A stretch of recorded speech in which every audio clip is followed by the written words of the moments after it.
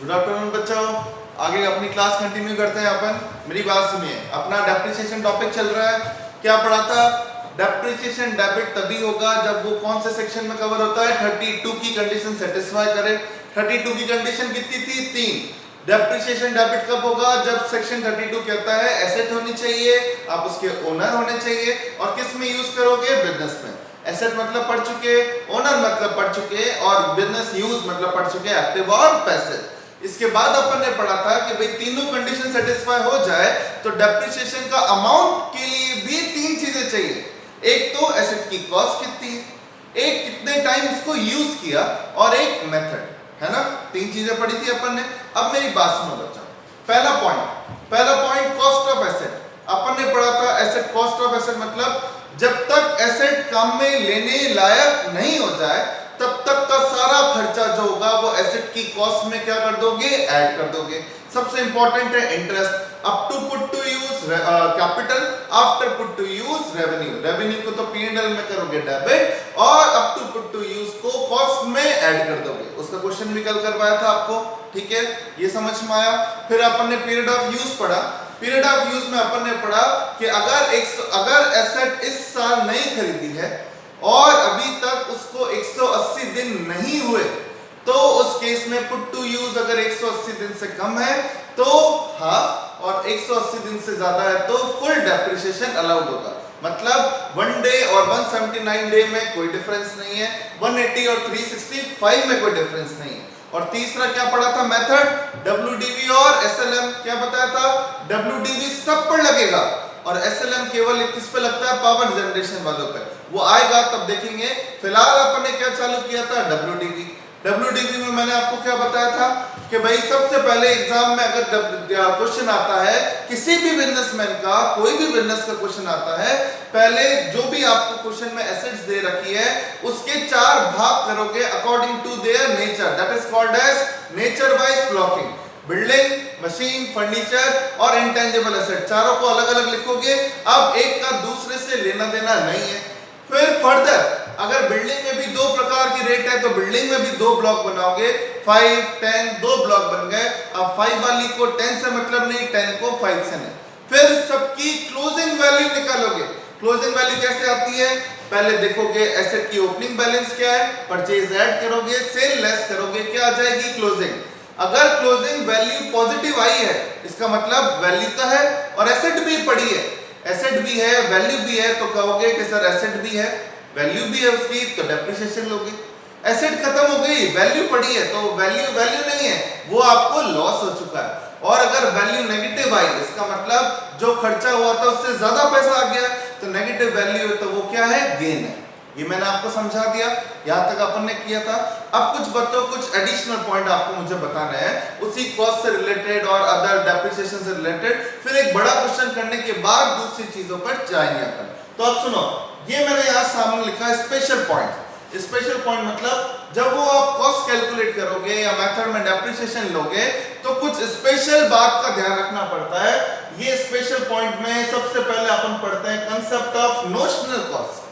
Notional मतलब capital gain में भी अपन ने कॉस्ट ऑफ एक्विजिशन में नोशनल कंसेप्ट पढ़ा था। नोशनल मतलब जहां गवर्नमेंट को एक्चुअल कॉस्ट नहीं पता या एक्चुअल कॉस्ट इतनी किफायती या भरोसेमंद नहीं है, वहां गवर्नमेंट एक नोशनल अमाउंट लेती है कि आप इस पर्टिकुलर केस में ये पर्टिकुलर कॉस्ट ले लेना। कहने का मतलब अपन अगर एग्जाम में ये सारे केस में से कोई केस देखते हैं कि सर ये केस आया है, तो इन केसेस के अंदर जो नॉर्मल पॉइंट पड़ा था कल up to put to use वाला वो एप्लीकेबल ना होकर ये नोशनल कॉस्ट वाला पॉइंट एप्लीकेबल होगा। तो हमें याद रखना है ये स्पेशल केसेस कौन से हैं जहां पे स्पेशल कॉस्ट ध्यान में रखनी है। बात समझ में आ रही है? ठीक है। इसमें सबसे फर्स्ट पॉइंट बच्चों, कल अपन ने पढ़ा था जब तक एसेट काम में लेने लायक नहीं हो जाए तब तक का सारा खर्चा कॉस्ट में क्या करोगे? ऐड। क्लियर? सही बात है, वही करना है। लेकिन बच्चों मेरी बात सुनो, सारा खर्चा किसका? सारा खर्चा उस असेसी का जिसने एसेट खरीदी है। मतलब क्या हुआ? फॉर एग्जांपल जैसे यहां पे एग्जांपल लेना, क्वेश्चन में लिखा हुआ 8 लाख रुपीस की एक मशीन है। गवर्नमेंट ने अभी किसकी स्कीम चला रखी है जिसके according out of 8 lakh 3 lakh subsidy government देगी। सब्सिडी समझते हो, खर्चा आपका, जेब से कौन भर रही है? गवर्नमेंट। तो 3 लाख तो सब्सिडी गवर्नमेंट दे रही है। 8 लाख की मशीन में 3 लाख सब्सिडी गवर्नमेंट ने दी, तो ये 3 लाख तो आपकी जेब से गए ही नहीं। आपकी जेब से कितने गए? 5 लाख। लेकिन आप तो कह रहे हो सर एसेट जब तक काम में लेने लायक नहीं होती तब तक का खर्चा 8 लाख हुआ तो 8 लो। तो गवर्नमेंट ने कहा खर्चा ऐड होगा, लेकिन जो आपकी जेब से खर्चा हुआ है वो होगा। इसका मतलब अगर आपके एग्जाम में आया कि किसी एसेट पे गवर्नमेंट द्वारा क्या दी गई? सब्सिडी, तो उस केस में सब्सिडी अमाउंट को कॉस्ट में ऐड नहीं करोगे। इसका मतलब अगर एग्जाम में ये एग्जांपल आता है तो आप एसेट की कॉस्ट 8 लाख नहीं, क्या लोगे? 5 लाख। जितना आपकी जेब से गया वही कॉस्ट ऑफ एसेट कहलाएगी। लॉजिकल भी है, जब जेब से खर्चा हुआ ही नहीं तो फिर डेबिट किस चीज का? क्लियर? समझ में आया? कोई भारी पॉइंट नहीं था। अब पॉइंट नंबर 2, पॉइंट नंबर 2 क्या कहता है वो सुन। क्या हुआ, ढंग से समझना। मान लीजिए आपका एग्जांपल लेते हैं, अभी आपके फादर के पास एक कार है, उस कार की वैल्यू है 7 लाख। ये आपके फादर ने खरीद रखी है 2018, ठीक है। आपके फादर इस कार को खुद के बिजनेस में काम में ले रहे हैं, चला रहे हैं खुद के बिजनेस में। 5 साल बाद 2023 में आपकी सीएस वगैरह कंप्लीट हो गई, सीएस वगैरह सब कंप्लीट हो गई। अब आप एक बिजनेसमैन, अब आप क्या चाहते हैं? आप चाहते हो कि अपने बिजनेस में उस कार को काम में लेना। तो आपके फादर ने कहा क्यों नई कार खरीदता है, ये कार मेरे काम में इतनी नहीं आती, ये कार मैं तुझे ऐसे ही गिफ्ट कर देता हूं, गिफ्ट कर देता हूं। तो आपको 2023 में एक कार किस में मिली? गिफ्ट में। किसके लिए? बिजनेस में काम में लेने के लिए, जो अब तक आपके फादर यूज करते थे, ठीक है। अब आपने क्या बोला कि मेरे ऊपर सेक्शन 32 की डेफिनेशन सेटिस्फाई हो रही है। कैसे? मेरे पास एसेट है, कार एक एसेट है, मैं उसका मालिक हूं, पापा ने मेरे नाम पे पेपर्स कर दिए और बिजनेस में यूज ले रहा हूं, तो डेप्रिसिएशन मिलेगा। डेप्रिसिएशन तो मिलेगा, लेकिन अब आप खुद सोचो बच्चों, क्या 7 लाख पे मिलेगा क्या? नहीं ना। तो गवर्नमेंट ने ऐसे केसेस देखे कि अगर कोई बंदा किसी को कोई एसेट गिफ्ट में देता है, वसीयत में देता है, सुनना, गिफ्ट में देता है, वसीयत में देता है, अमालगमेशन होता है, मर्जर होता है, या होल्डिंग सब्सिडरी को देती है। इन शॉर्ट ये सारे कौन से केसेस है? ये सारे केसेस में कौन सी एसेट दी जा रही है? Second hand. बच्चों एक रटने के लिए पॉइंट बता रहा हूं, अगर आपके एग्जाम में कैसा भी केस आता है जिसमें लिखा हुआ है पुरानी एसेट आपको दी गई है, पुरानी एसेट के आप मालिक बने हो, अब वो चाहे खरीद के बने हो, चाहे गिफ्ट में हो, इनहेरिटेंस हो, होल्डिंग सब्सिडरी हो, कुछ भी हो, अगर आपने पुरानी एसेट खरीदी है, हमने पुराना एसी लिया है कोचिंग के लिए, पुराना फर्नीचर लिया है कोचिंग के लिए, तो उस केस में आप एक्चुअल कॉस्ट पर डेप्रिसिएशन नहीं लोगे। मतलब ये नहीं लोगे कि अप टू इंस्टॉलेशन एसी का एक्चुअल कॉस्ट कहलाएगी, नहीं। क्या कहलाएगी? Written down value of previous owner. मतलब हमसे पहले जो मालिक था उसकी रिटर्न डाउन वैल्यू, वो रिटर्न डाउन वैल्यू हमारी कॉस्ट कहलाएगी। मतलब जैसे इस एग्जांपल में फादर की एक्चुअल कॉस्ट थी 7 लाख, 5 साल तक फादर ने एसेट को यूज किया और डेप्रिसिएशन कर दिया 4 लाख रुपए, तो रिटर्न डाउन वैल्यू क्या होती है? Actual cost minus depreciation. तो 7 में से 4 गए, 3 लाख रुपए रिटर्न डाउन वैल्यू है और इस पर आपको डेप्रिसिएशन मिलेगा। क्लियर? एग्जाम में भले ही कितना लिखा हुआ हो, फेयर मार्केट वैल्यू इतनी है, पैसे इतने दिए, कुछ भी आए, आपको सिंपल सा ध्यान रखना है, अगर पुरानी एसेट आपको दी गई है तो उसकी written down value of previous owner, पुराने ओनर की रिटर्न डाउन वैल्यू, उसकी एक्चुअल कॉस्ट में आज तक का डेप्रिसिएशन लेस कर दो। वैसे एग्जाम में दिया हुआ है, फिर भी अगर नहीं दिया हुआ है तो अपन को रेट्स पता है, कर दो। करने के बाद जो वैल्यू आई वो रिटर्न डाउन वैल्यू कहलाएगी। समझ में आ रहा है? क्लियर? ये ठीक है, ये ठीक है, ये सेकंड पॉइंट क्लियर। तो याद रखना, एसेट जब पुरानी होगी तो प्रीवियस ओनर की क्या लेंगे? Return down value. सब्सिडी वाला पॉइंट क्लियर हो गया। पॉइंट नंबर थर्ड, अब एग्जांपल चेंज करो। आपके पास ऑलरेडी एक कार है, अभी आप ट्यूशन पढ़ रहे हो और आपके पास एक कार है, अब 3 साल बाद कोर्स कंप्लीट हो गया, कोर्स कंप्लीट हो गया, आपने अपने सीएस की सीए की प्रैक्टिस चालू करी, प्रैक्टिस में अब वही कार आप यूज कर रहे हो। अब वही कार जो आप यूज कर रहे हो, पहले तो कार पर्सनल थी तो डेप्रिसिएशन मिला ही नहीं, अब वो कार बिजनेस यूज है। अब आपके दिमाग में आया मेरी उस कार का मैं डेप्रिसिएशन क्यों ना ले लूं। बिल्कुल सही सोच रहे हो, कार बिजनेस यूज है, ओनर है, आपकी एसेट है तो डेप्रिसिएशन मिलना चाहिए। लेकिन अब बात क्या बच्चों, इसमें और पिछले एग्जांपल में फर्क क्या है? पिछले एग्जांपल में ओनर कोई और था, इस थर्ड वाले एग्जांपल में पहले भी मालिक आप ही हो, अब भी आप ही हो, बट पहले पर्सनल से किसमें यूज कर रहे हो? बिजनेस में। अब अगर आप अड़ जाओ कि सर 7 लाख की कार है, मैंने तो आज तक डेप्रिसिएशन लिया ही नहीं बीते 4-5 सालों में, मैं तो 7 लाख पे डेप्रिसिएशन लूंगा, तो गवर्नमेंट कहती है भैया 4 सालों में वैल्यू तो कम हुई है ना, भले ही आपने डेप्रिसिएशन नहीं लिया। तो फिर क्या होगा इस केस में? क्या होगा, आपको क्या याद रखना है, आपको डीम टू बी माननी है कि ये एसेट इतने साल से बिजनेस यूज में ही आ रही होती, तो इसकी रिटर्न डाउन वैल्यू क्या होती? मतलब सेम प्रोसेस से अपन 4 साल का डेप्रिसिएशन लेस करेंगे, लेस करने के बाद जो वैल्यू आएगी एक तरह से रिटर्न डाउन वैल्यू, उसको क्या बोलता है? Actual cost minus notional depreciation. पिछले वाले केस में तो एक्चुअल डेप्रिसिएशन लेस किया, या नोशनल, मतलब जितना डेप्रिसिएशन आज तक मिल जाता अगर बिजनेस यूज होता उतना इसमें से लेस करेंगे। ये थ्योरेटिकल पॉइंट है, मल्टीपल चॉइस के लिए ज्यादा काम आता है उसमें। तो वो लेस करके जो वैल्यू आई वो एक्चुअल कॉस्ट कहलाएगी। मतलब आपने 7 लाख में एक एसेट खरीदी, अगर ये 4 साल पहले ही बिजनेस यूज में होती तो इन 4 सालों में आपको 3 लाख रुपए डेप्रिसिएशन मिल चुका होता, तो आपकी जो कॉस्ट कहलाएगी वो कितनी कहलाएगी? 4 लाख। समझ में आया? क्लियर? ये पॉइंट समझ में आ रहा है आपको? तो देखो 3 पॉइंट क्लियर हो गए। अगर सब्सिडी है तो उसको ऐड नहीं करना, पुरानी एसेट लेते हो तो रिटर्न डाउन वैल्यू लोगे। और पॉइंट नंबर 3, अगर खुद की asset personal to business use है तो एक्चुअल में क्या लेस करोगे? नोशनल। ठीक है, यहां तक clear? Point number 4, point number 4 मैंने आपको कैपिटल गेन में भी बता दिया है। मैंने आपको बोला था कैपिटल गेन के अंदर भी अगर asset scientific research, family planning या 35 AD में काम आती है, तो बच्चों ये 3 सेक्शन आने वाले हैं, 35 सेक्शन, 36 इन्हीं के सेक्शंस हैं, अभी तो 32 चल रहा है।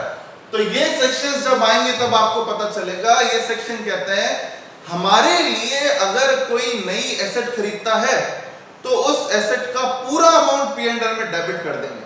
तो अब मेरी बात समझना, मैंने एक 5 लाख की मशीनरी खरीदी रिसर्च के लिए खरीदी, और ये सेक्शन मेरे ऊपर खुश हुआ, इस सेक्शन ने कहा पूरे 5 लाख डेबिट कर दिए डेबिट, खर्चा 5000 डेबिट करके मैंने फायदा उठा लिया। अब मैं क्या सोच रहा हूं कि यार मेरे ऊपर सेक्शन 35 साइंटिफिक रिसर्च का तो सेक्शन सेटिस्फाई हो ही गया, 32 भी हो रहा है, मैं दोनों का फायदा उठा लूं। गवर्नमेंट कहती है जब हम टैक्स भी एक बार ही लेते हैं तो खर्चा भी डेबिट एक ही बार करेंगे ना। हमने आपका पूरा खर्चा सेक्शन 35 में डेबिट कर दिया, अब आप लालच करके सोच रहे हो 32 का भी फायदा उठा के डबल डेबिट कर दूं, डबल डेबिट से गवर्नमेंट को नुकसान हो जाएगा ना। तो गवर्नमेंट कहती है नहीं, 35 में डेबिट हो गया तो 32 में डेबिट नहीं होगा तो इसकी कॉस्ट क्या लेंगे बच्चों?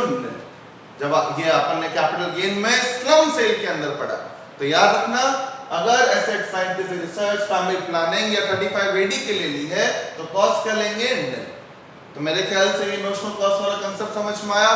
वापस बोल रहा हूँ, 4 स्पेशल पॉइंट याद रखने इसके। अगर एसेट में सब्सिडी मिली है तो सब्सिडी को ऐड नहीं करोगे, कोई भी पॉइंट हो जिसमें पुरानी एसेट है तो रिटर्न डाउन वैल्यू लोगे, पर्सनल टू बिजनेस है तो एक्चुअल कॉस्ट में आज तक का नोशनल अमाउंट लेस करोगे, और लास्ट अगर इन 3 काम में लेते हैं तो कॉस्ट क्या लोगे? ये टेबल तो क्लियर हुई।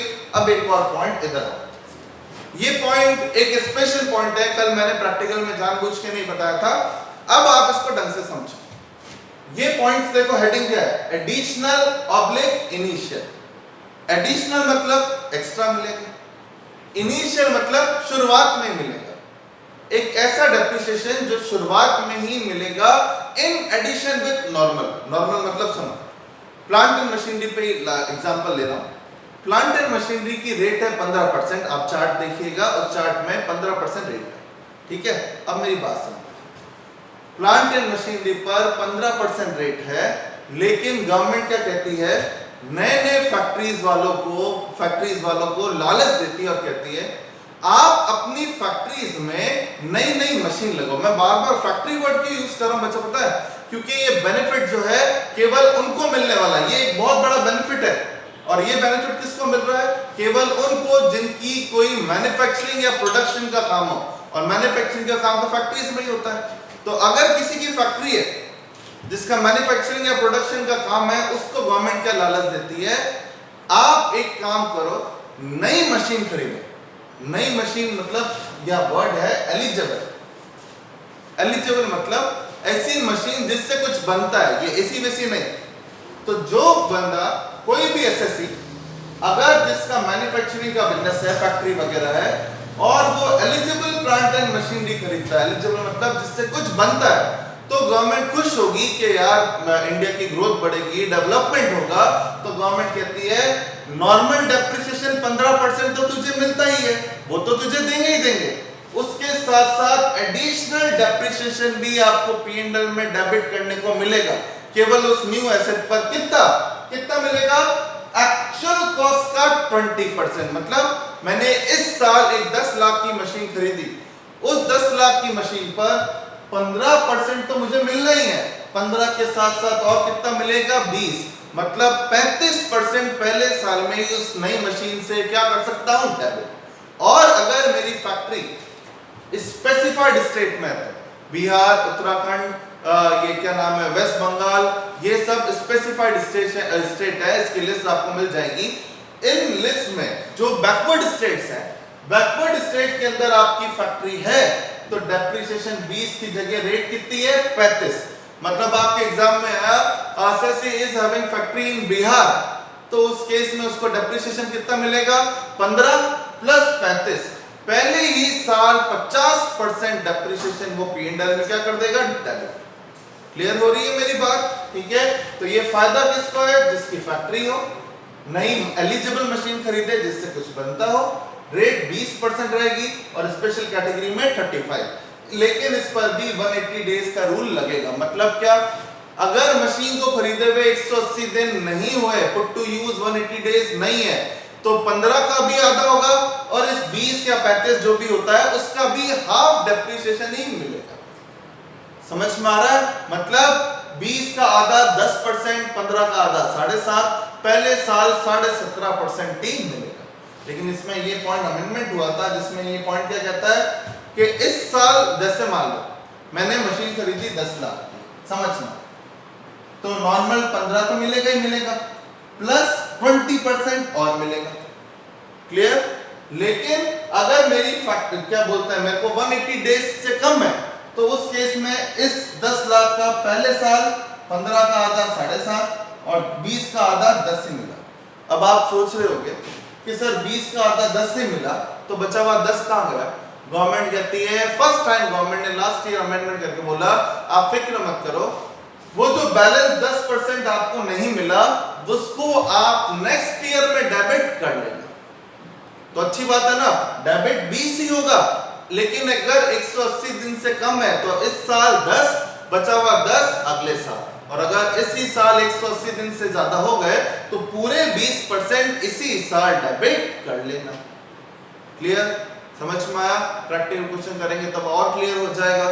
समझ में आ रही है मेरी बात, ठीक है। एक छोटा सा पॉइंट बता दूं तो ये पॉइंट क्लियर हुआ, जिसकी फैक्ट्री है, नई मशीन खरीदता है, एलिजिबल, उसको नॉर्मल के अलावा एडिशनल भी मिलेगा, एक्चुअल कॉस्ट का 20, स्पेशल कैटेगरी हो तो 35। ठीक है। अब इसका छोटा सा पॉइंट मैं आपको बताऊं, एक छोटा सा प्रैक्टिकल सॉल्व करके।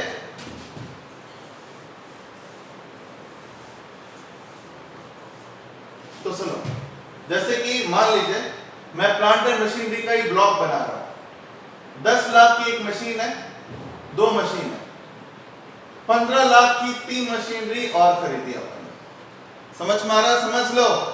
इस 15 लाख की मशीन में एक 5 लाख की मशीन है, जिसको अपन ने 1 जनवरी 2020 को खरीदा है। ठीक है। अब आपके एग्जाम में आया, ये प्लांट एंड मशीनरी एलिजिबल है, एसएससी का बिजनेस मैन्युफैक्चरिंग का है, डिटरमाइन डेप्रिसिएशन। तो सबसे पहला आपका काम क्या होता है, क्लोजिंग वैल्यू निकालना।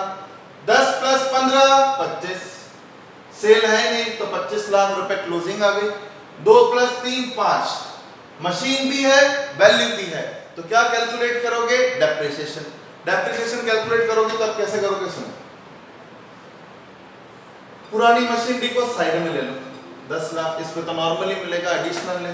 अब बची 15 लाख की नई मशीन, उसमें भी 10 लाख की दो मशीन साइड में ले लो, क्योंकि उसको 180 दिन हो गए, लेकिन एक 5 लाख की मशीनरी है उसको 180 दिन नहीं है। क्लियर? अगर ये लाइन 5 लाख वाली नहीं लिखी हुई होती तो मैं 10 और एक 15 दो ब्लॉक ही बनाता। अब ये 10 लाख कौन सी है, ओल्ड मशीनरी, इस पर तो 15% की डेप्रिसिएशन मिलेगा, जो नॉर्मल मिलता है हर साल 1.5 लाख रुपए। खत्म। ये है न्यू मशीन एलिजिबल, जिसको 180 दिन भी हो गए, तो इस पर एक 15% तो मिलेगा ही मिलेगा नॉर्मल, प्लस एडिशनल और कितना मिलेगा, 20। तो 10 लाख का 35%, 3.5 लाख रुपए आपके P&L में क्या हो जाएगा, डेबिट। और बिहार है तो 15 प्लस 35 50%। और लास्ट ये 5 लाख की मशीन है, नई मशीन है लेकिन 180 दिन से कम हुए, तो नॉर्मल भी 7.5 ही मिलेगा, प्लस एडिशनल भी 20 की जगह 10 ही मिलेगा, तो फिर टोटल डेबिट कितना होगा, 17.5%। समझ में आ रहा है? ये पॉइंट आपको ध्यान में रखना। क्लियर? अब मैं क्वेश्चंस देता हूं, वो आप क्वेश्चंस करो, उसके बाद अपन इसके बाद SLM मेथड वगैरह एप्लीकेबल करेंगे। ठीक है? तो शायद मेरे को नहीं लगता दिक्कत होगी आपको, तो चलो यहां तक पढ़ो, अब फिर नेक्स्ट क्लास में पढ़ते हैं।